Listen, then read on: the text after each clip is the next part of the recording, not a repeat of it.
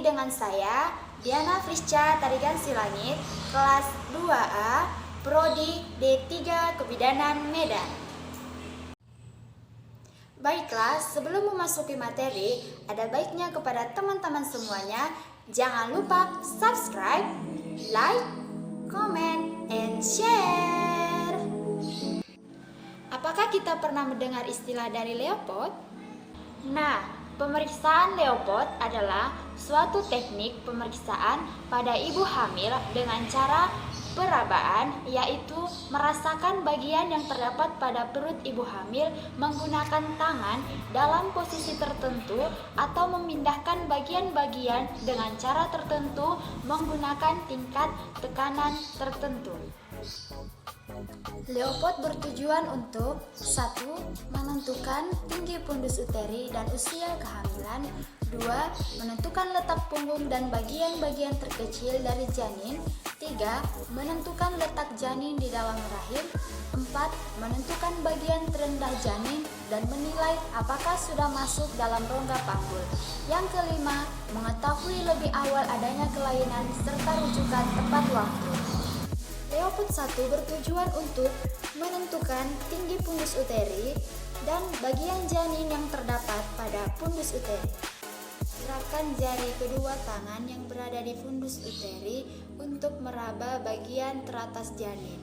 Tentukan bagian janin yang ada dalam fundus uteri. Catat hasilnya apabila teraba keras, bulat, melenting disebut dengan kepala.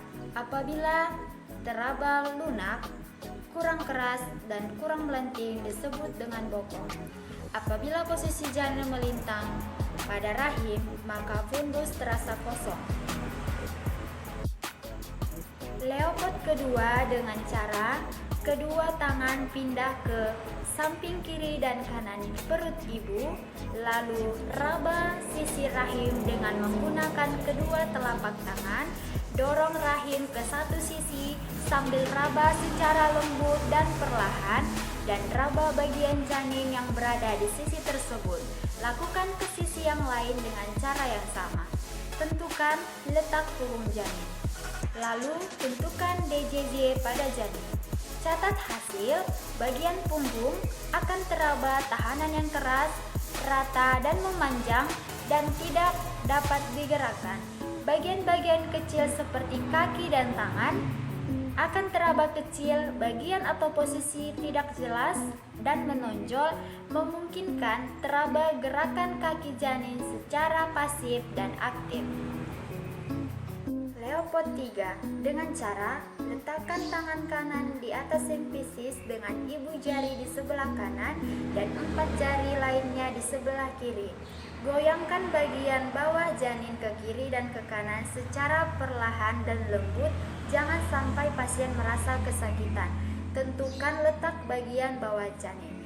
Catat hasil, bagian keras, bulat, dan hampir homogen adalah kepala, sedangkan tonjolan yang lunak dan kurang simetris adalah bokong.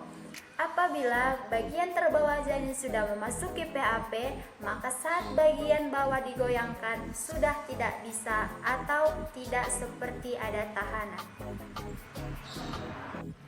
Leopold 4 dengan cara posisi membelakangi pasien, lalu kaki diluruskan, raba bagian janin yang terletak di bawah dengan kedua telapak tangan yang seberapa jauh bagian tersebut telah masuk ke dalam pintu atas panggul.